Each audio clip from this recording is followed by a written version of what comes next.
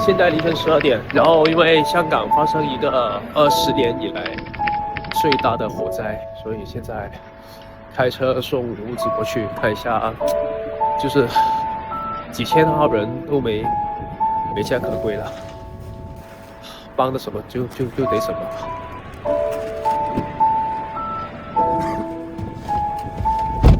我哋去大埔火車站。大埔火車站。出發。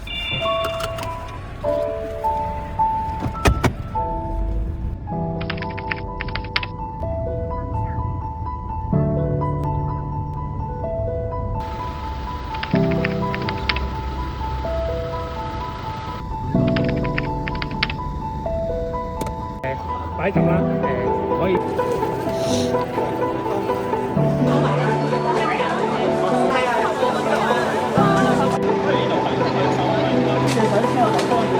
係咪要過乾糧？係咪要過物資？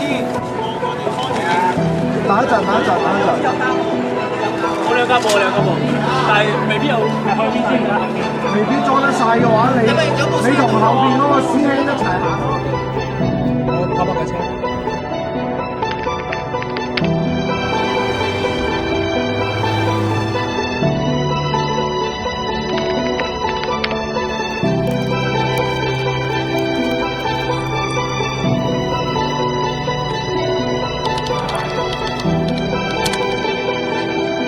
聽朝睇下仲有咩幫手咁再過嚟。